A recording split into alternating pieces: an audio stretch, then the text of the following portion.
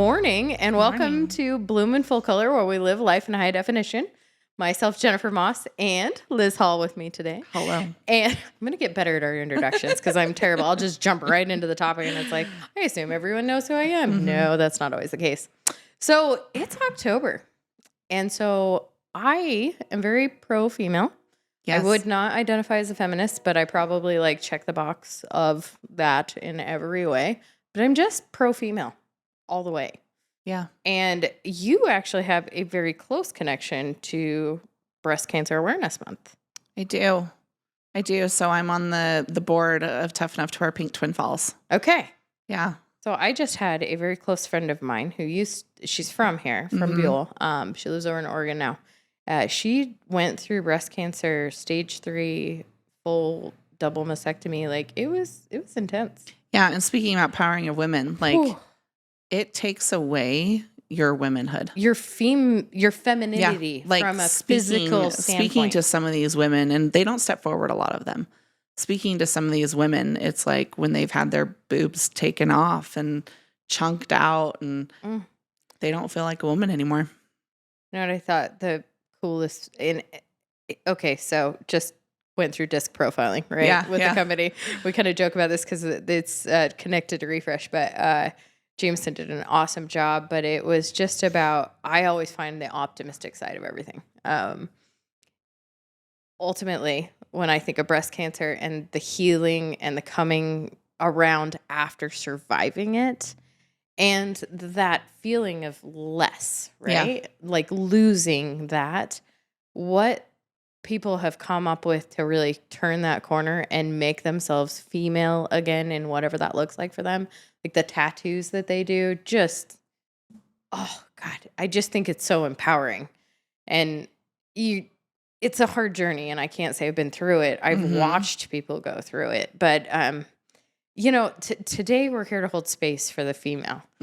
And I believe in total embracing your human and the good, the bad, the ugly. I believe in the dark feminine and the light feminine, and everybody just wants it to be sunshine and rainbows. But a true female embraces all the parts of herself. The we are dark, not pretty. Huh? We are not pretty sometimes. So you and we've been sitting here for an hour prior to recording because we like each other so much. And we've learned a lot about each other. But ultimately, the world judges us the second you walk out the door.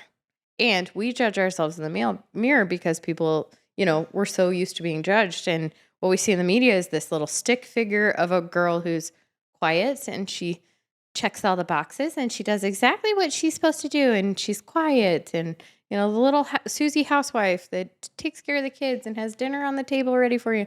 That's not what real life is. No. No, I don't know the last time I cooked. I'm going to admit that. Monday.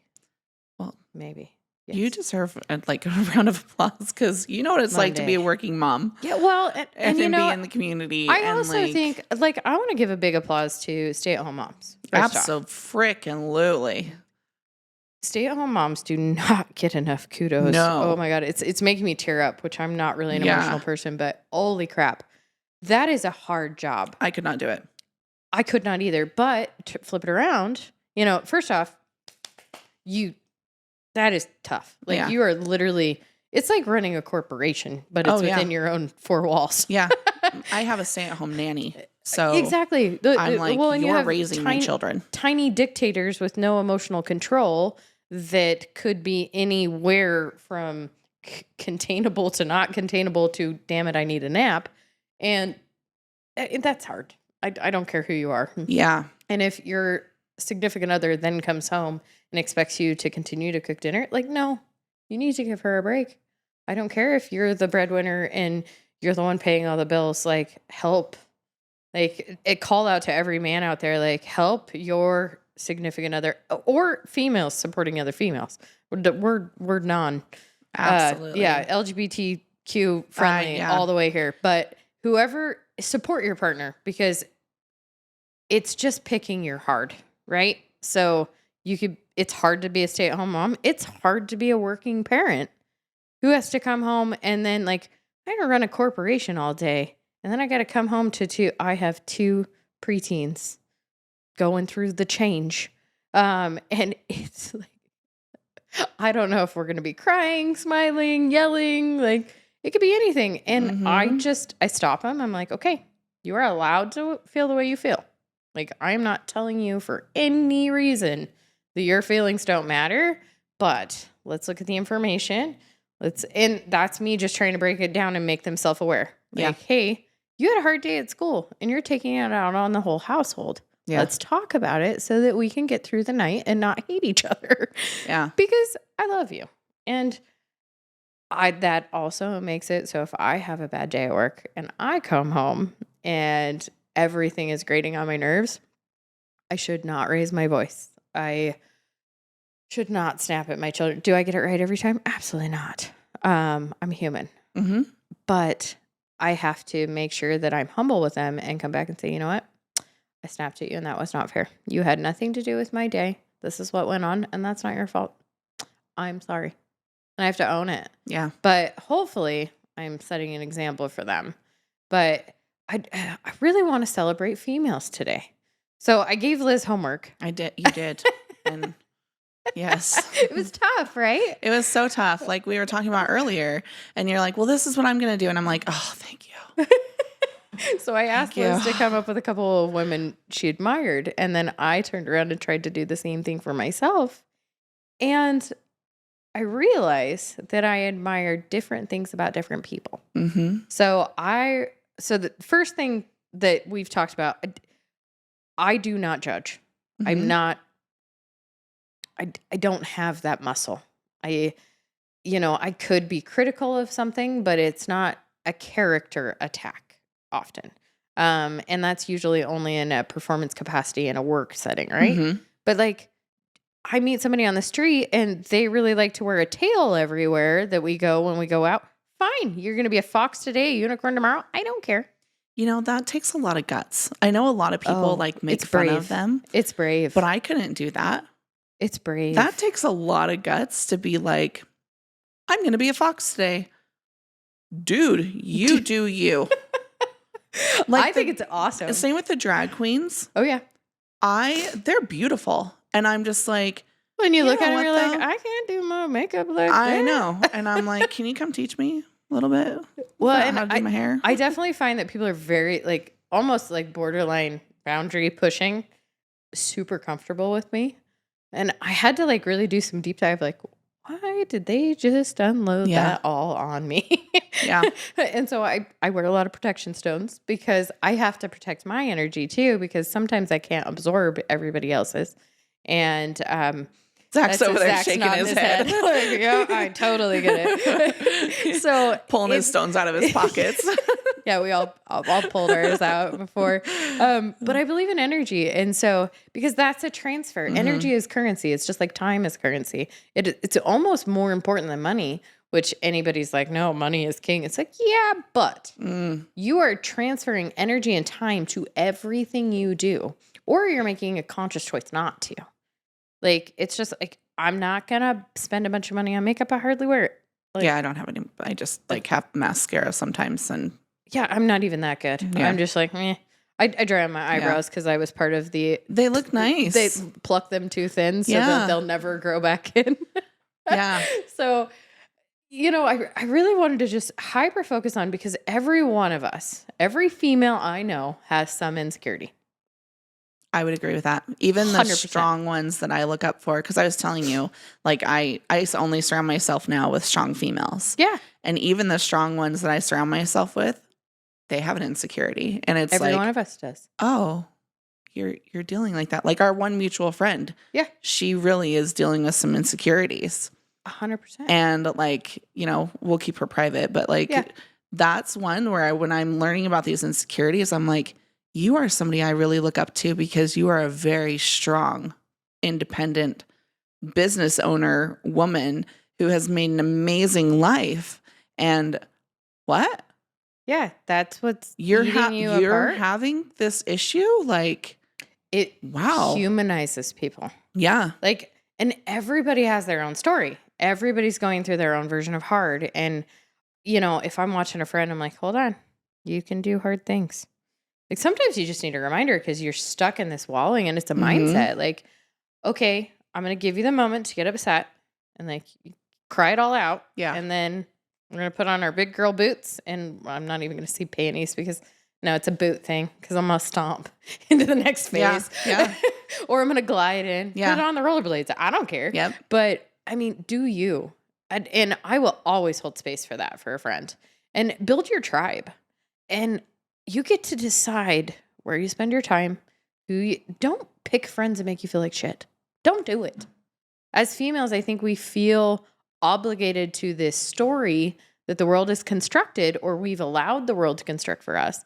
Like, you're this person, so you need to have these friends. Do you? Absolutely. Do you like these people? Yeah. And somebody out there who's listening to this going, oh, I hadn't thought about that. Yeah. I keep telling my girls, I'm like, you get to pick your friends. If somebody makes you feel like shit, don't spend time with them on the playground. I deal with that with my 15-year-old. All the time. So my preteen, when she was a preteen, she was like putting a label on herself and doing this stuff and that. I'm like, listen to me. Don't do this because you don't know who you are right now. Well, and don't put the label on yourself. Try it. I don't care. Drive I'm going it to love you. It's like test driving a car. I'm going to love you no matter what. But do I like the Jeep? Do I like the sports car? Like, no 15-year-old should be able to afford either of those things. But yeah, so now, and then we were talking about it because she was 12 when she was trying this. We were talking about it the other day and she's like, yeah, Mom, you were kind of right. And I'm like, oh, really? Well, it's funny how that let's record that. Well, we want to protect our children from what we went through. But God, when I was that age, I wasn't going to listen to anything my parents said. Anything. And see, I was sheltered. So I didn't get this. So I push her out and I'm like, go to the football game. Yeah. Go do this. Go out. Test it out. Just let me know where you're at. Exactly. And I make it a point, always to be available in the sense that if you want to talk about something hard, there's no judgment here. Let's talk about it. Yeah. Like, there's some real tough things that happen in the world. And everybody has a story. Like, I'm healing from trauma that happened to me when I was 15. Mm-hmm. That sucks. I just stuffed it down. Just was like, this isn't ever going to crop back up. Yeah, no, that doesn't work. Well, high school, though, elementary, junior high, and high school, for you and I, it was the same, kind of. Because we grew up, we graduated the same year. Yeah. We grew up in different areas, but same concept. Well, there's the same stage of the world. The same things were going on. We didn't have cell phones. Cell phone didn't happen until I think I was senior 15, year. 16. Yeah, 15, 16. You're right, God, sophomore year. I'd get in so much trouble. I would run up like $400, $500 a month on the bill because of the minutes, because they charged by minutes. That's right. They used to charge by the minutes. Yeah. And now it's a data thing, and then there's all those unlimited plans. Like, and then Zach's sitting over here being like, I was like 5 when cell phones came out. Right. It's just. Were you Don't 5? you dare talk to me like that. I have a mic now. I can defend myself.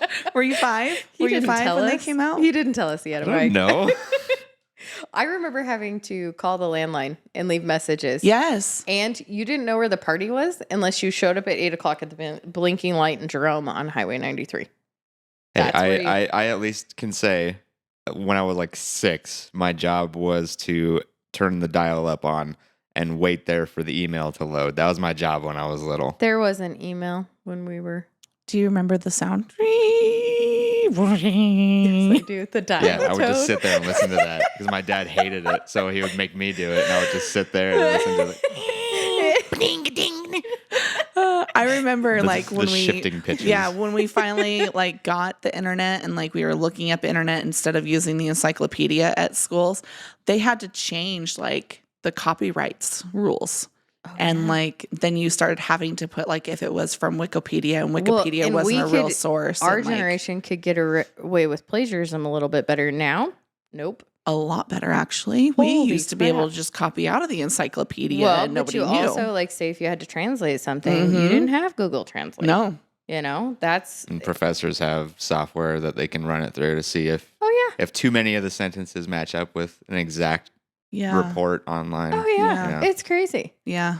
So getting back to women. Yeah, but we're really good at tangents. as I was saying, like the school, like for you and I was the same.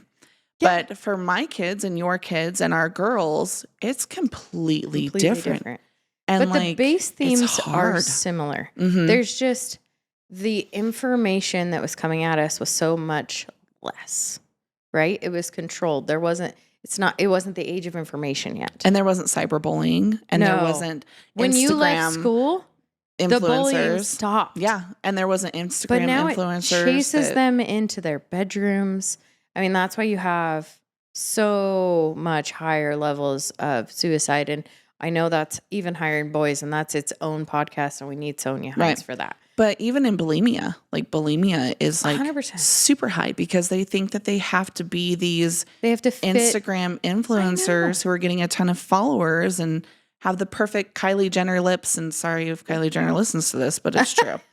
If she listens to this, we are winning at life. If she listens to this and I get a sue paper of a stop and deceased, I'm going to frame it. Yeah, exactly. But I will cease and desist, and I'll no problem. Desist, no problem. A sue paper. But I'm just, A sue paper. Is sue paper. Is that the legal term? Yeah. Yeah. But I'm just like, there's these images now that they have to look up to. Like, we didn't have those unless we went to the store and saw a magazine. I love like Dove. They want real women in their ad campaign. Yes. Lizzo. Yes. That lady has no fear. We were talking about Lizzo yesterday. What do you think her insecurities are? None. Oh, she's got some, like we said. Yeah, but they're probably different. It's probably different. Like, does my mom look up to me? Or does my mom love me? Or am I checking all the boxes for my dad? Or, it's something probably rooted. And I'm like totally projecting here. But, and maybe it's, I don't think she's seeing anybody. Oh, yeah. Like, why am I still Why alone? am I still alone?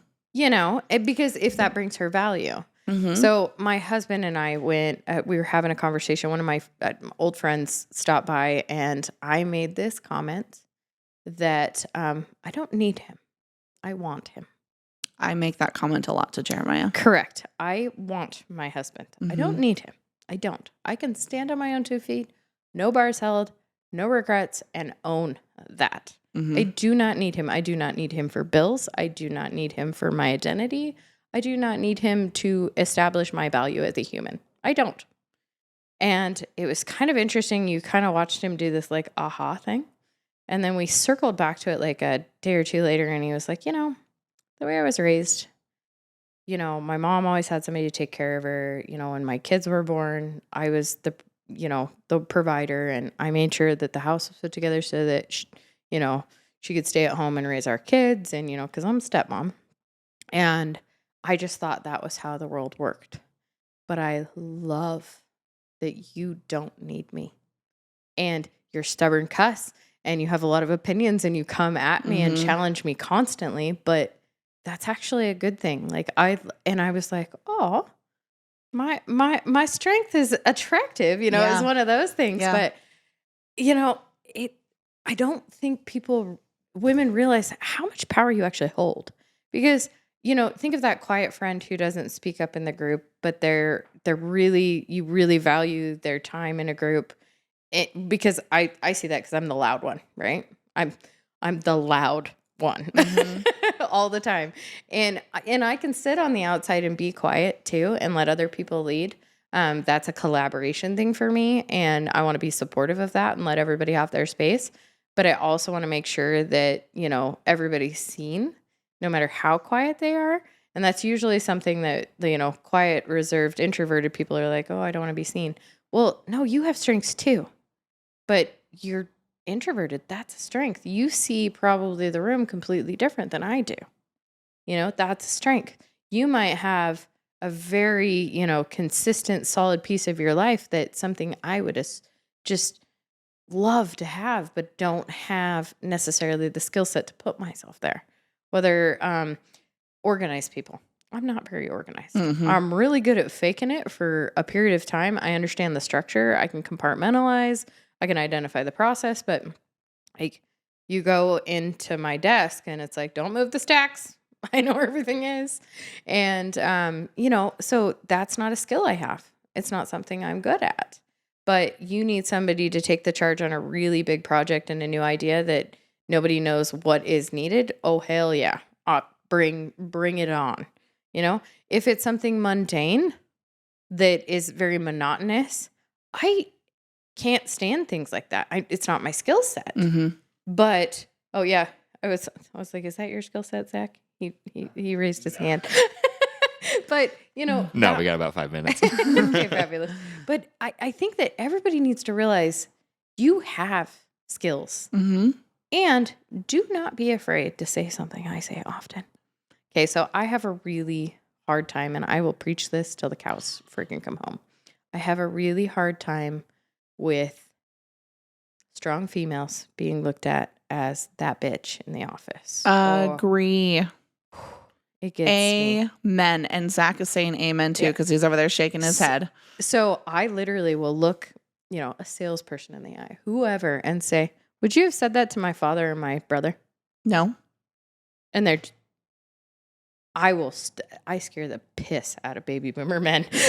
And I'm okay with that because I'm going to ask the question. You wouldn't think I was a bitch if it was a man here. You would think he was strong and assertive. But because I'm saying the same thing. And would have signed on the dotted line before he walked out of the room. Yeah, and because I'm standing here with a set of tits, or if I was a breast cancer, no tits, doesn't matter. You choose your heart, okay? And I'm choosing to own my space and hold space for anyone else in whatever capacity that looks like.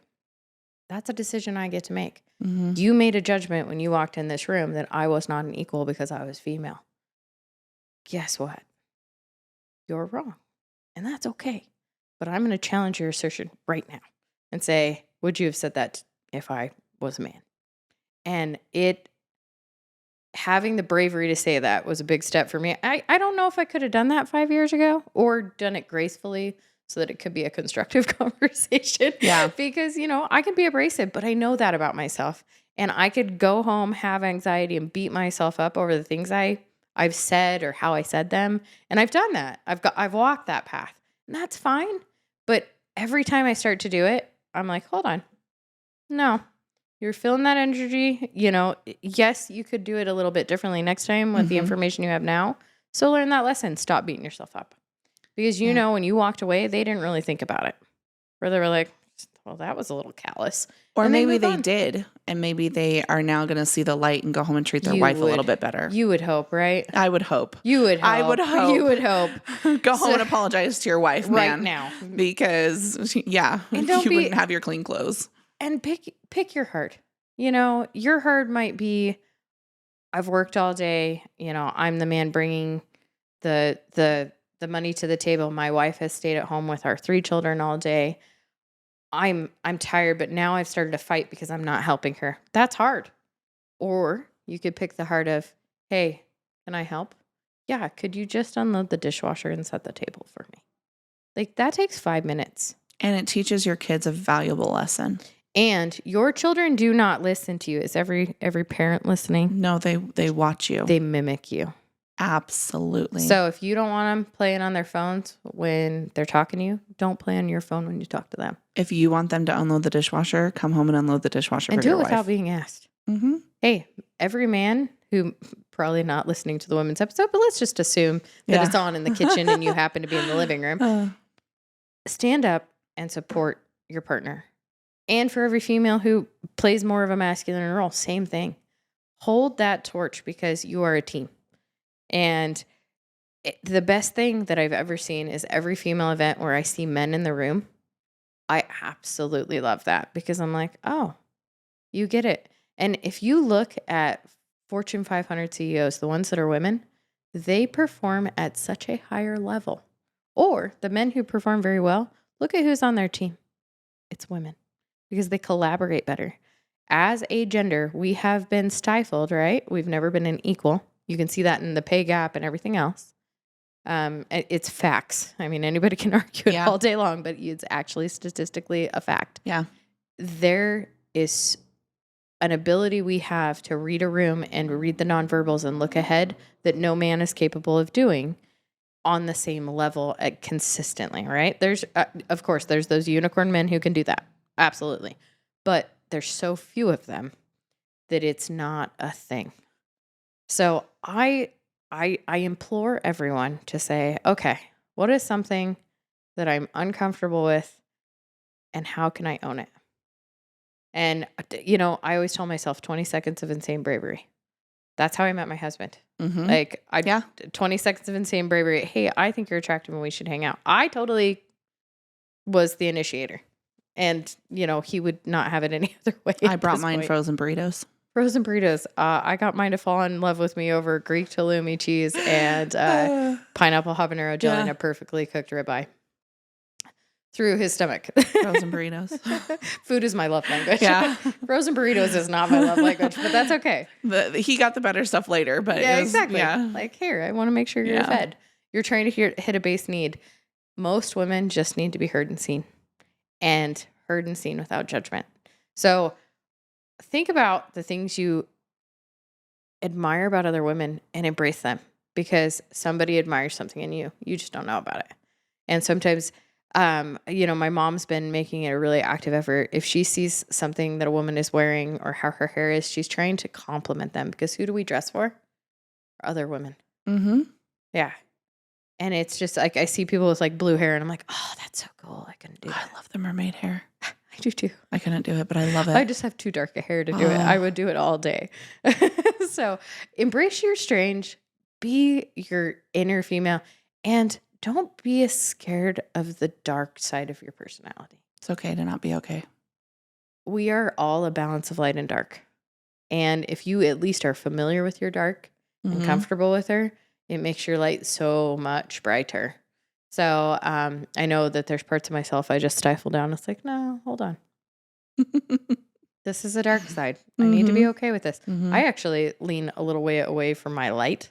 Sometimes I try to lean towards my dark, but that's a conscious effort for me. I think I'm in the gray area a lot. That's okay. Yeah. You and 50 Shades of Others. Yeah. Right? Yeah. That's a whole nother podcast. Such a terribly written book, but that's okay. The subject matter was good. Personal opinion. I'm okay with that. And with that, so everybody go out and embrace your female, embrace your feminine, and support other females. Do not hack each other down. We are a tribe, and we are a hell of a powerful tribe if we do it together. With that, I invite you to go live life in full color, because plain is pretty boring. With that, guys, have a wonderful October. Our next podcast is going to be about herbs and kind of the witchcraft background to that, because we're going to go back to plants a little bit. With that, guys, have a great October.